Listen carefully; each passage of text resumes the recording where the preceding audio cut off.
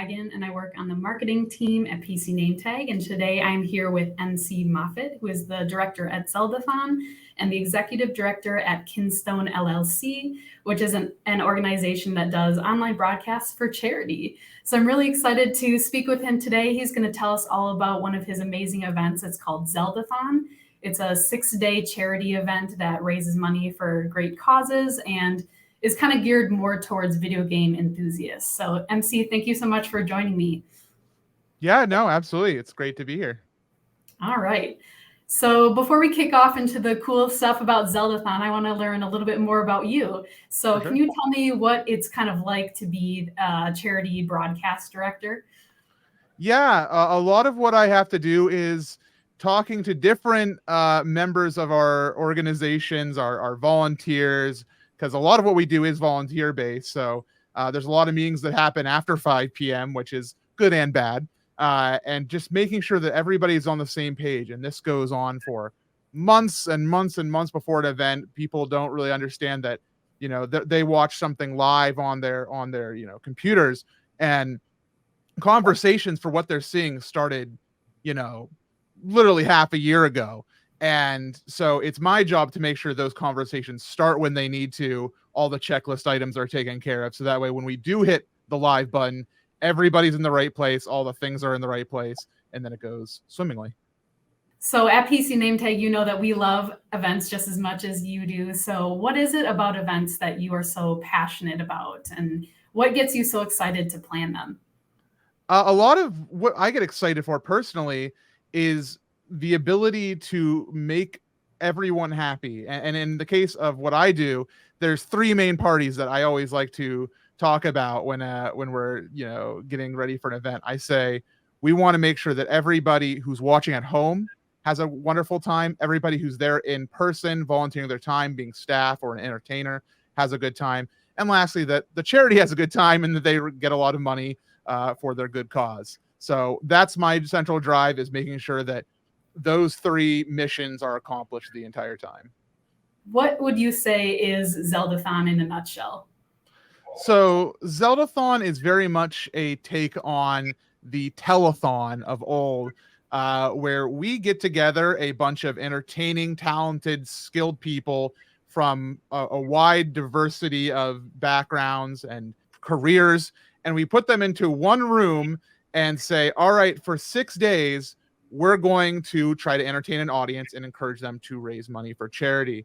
But what's very unique about what we do and why we call it the modern telethon is our backbone is about video games. We have people who come in to tune in because they like seeing a video game series they grew up with, in the case of the Legend of Zelda. And they go there because they're like, oh, I used to play this game when I was a kid, or I just played the recent game that came out a couple months ago. And they say, I want to see what these folks are doing playing the game. And suddenly they realize, as they watch more and more, that it's more of a variety show that we do, and Zelda is kind of our draw. People see that, and then they just become part of the Zeldathon cycle overall. Something that I'm so blown away with is that Zeldathon started back in 2009. Can you tell me a little bit about how it started and kind of where it was at the beginning and kind of how it's grown into this massive, amazing, successful event today? Yeah, absolutely. No, in 2009, I was in high school and I was watching on a website called Ustream, which no longer exists. And I was just looking for other people playing games, and I found a group called the Speed Gamers. And they were doing a marathon of, I forget which game series. I think it might have been Final Fantasy. And I just was entertained by the fact that I was like, oh, it's just a group of friends. They're all getting together for a weekend and they're just playing games on this thing, but they're also telling people to donate to a charity. I thought it was great. So I went up to my friend Zach in high school. He was at the locker next to me. And I said, hello, over the Christmas break, do you want to come over to my house and play 72 hours of a video game with me to raise money for charity? And he was like, that's weird. Sure. What are we going to play? And I knew we both like the Legend of Zelda. So I said, Zelda, we'll play Zelda. And it was very much a spur of the moment type of decision. And from that point, we just kept doing them every 6 months, sometimes more or less often than that. And we had $300 raised on our first event. The second one raised $3,000, and then $4,000, and then we were getting up to 10,000, 25, 30, 50, 100,000, and it just kept growing every event. And we had more people watching, and even like the website we used, Ustream, like I mentioned, that faded away, and we found a new service called Twitch, which was created exclusively for gaming broadcasts originally, and that's kind of been our home ever since, and we've just continued to grow alongside that website. Can you tell me a little bit more about who watches Zeldathon, and why are these people so excited to donate and give to charity? Yeah, a lot of the people we that watch, of course, like I mentioned before, are fans of The Legend of Zelda. But we have people not only who watch, but actually come to the event and help out. Some of them haven't played Zelda. Some of them have only experienced The Legend of Zelda through watching Zeldathon. And we have people of all demographics who watch the event. You know, it's always stunning to me because we'll have people say, you know, hey, I had, oh gosh, we had somebody at this last event who made a donation comment, and they said, hey, I started watching you when I was in 5th grade. I just graduated college. And that blew my mind. And so, like, we know we still have people coming in who are young and, you know, younger kids who are, you know, just, you know, fans of video games. But then we also have people who watch who are in their 40s or even 50s, and just it's a wide demographic because luckily The Legend of Zelda is a game series that appeals to a lot of different people. I want to learn about what you do at Zeldathon. How do you make it fun and exciting for people who are watching? Yeah, it's very interesting to me because when we first started, the idea was just play The Legend of Zelda, and that was it. That was our plan. But even at our very first event back in 2009, we had some people who were just like helping us throughout the night because there's only 2 of us in the room. We had some people we called up, you know, digitally, and we brought them in, and they were just talking to each other. And then one person said, hey, for $5, I'll sing "Don't Stop Believin'." Somebody donated that $5, and so they started singing very poorly their attempt at "Don't Stop Believin'," and then eventually somebody donated $5 for them to stop singing because they were tired of it. And from that point, we realized we can do more than just play this game. The game can serve as like a backdrop to what we do. And now we do live skits and comedy bits. Like, we have a lot of people who are, you know, from an improv background, but we have a huge music studio now. It's an entire separate room from our normal set where we play the games. We have with its own dedicated audio mixer, and we have musicians who come in from across the video game fandom, and they do musical performances. And we just kind of do a variety of things. We've done live art before. We've done cooking before. It really is the modern telethon. Like I mentioned, it's like we kind of do it all just with Zelda as the backdrop. I definitely think the key is just be creative as you can, and, you know, see what sticks and have fun with it. Absolutely. Yeah. So one thing that I wanted to ask about is the charity event that you chose for this year. So Charity Water, what is that, and how did you select it for this Zeldathon? Yeah, Charity Water is a wonderful organization. We've worked with them a few times in the past. What they do is they build water projects wherever they're needed. It doesn't they don't really like focus on one specific country or continent.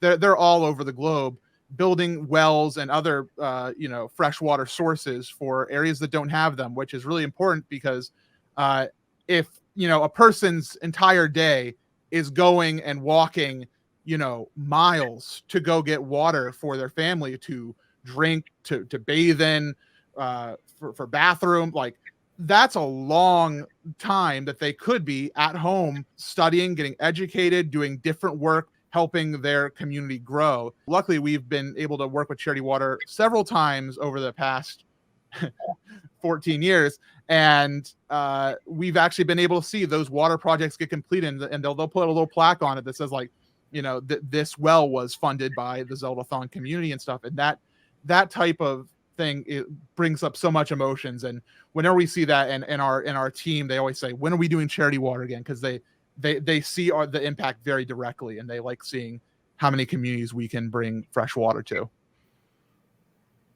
I can imagine it's super amazing to be able to see that, you know, tangible impact that you're having on real people. And, just making that big impact. So Yeah. one question that I had for you is, how many people tuned into Zeldathon this year, and how much money were you able to raise for Zeldathon 2023? Yeah, so we raised $137,000. The total still fluctuating, but it'll be higher than that amount.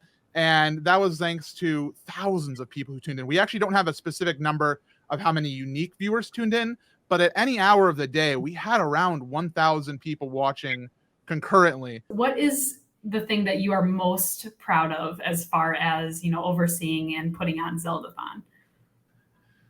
That's a really hard question because I'm proud of a lot of different aspects, and I mean I got to go with kind of the very core idea that we've had so many people impacted by the charity donations that have come in. We've raised for all sorts of different causes. Humanitarian, medical aid, things like St. Jude, cancer patients, to charity water, and and transplant patients. We've done such a wide gamut of different causes over the years, and just we can't put it into numbers just honestly because of how many people we've affected at this point.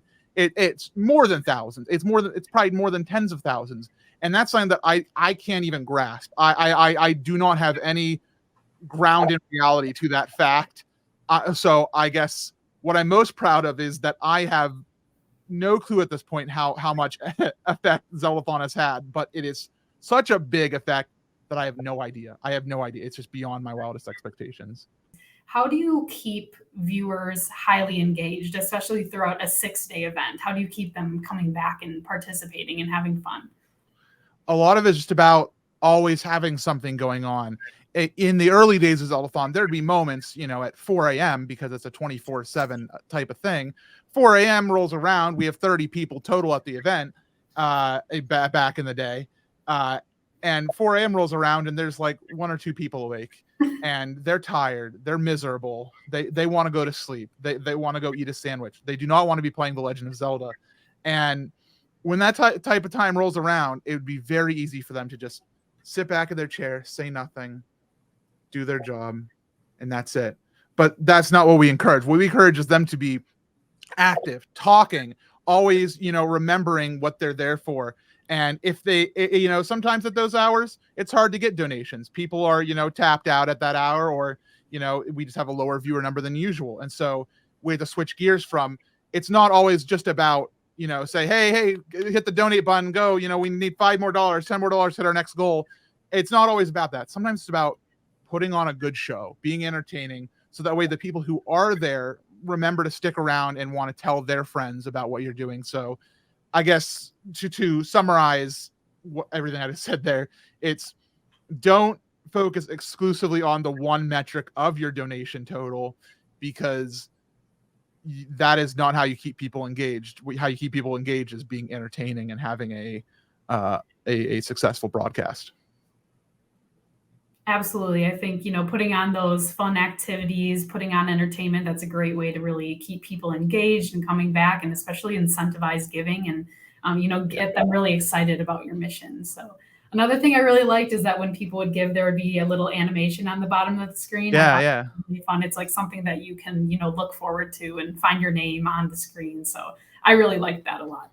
It was actually interesting because that's something that we've built up over time, and we kind of view it as a game in itself for the audience. One thing that I wanted to ask you about is how PC NameTag and Zeldathon were able to partner together this year. So PC NameTag was able to sponsor the badges for Zeldathon, and you had 2 different badge designs. How cool is that? We loved the artwork.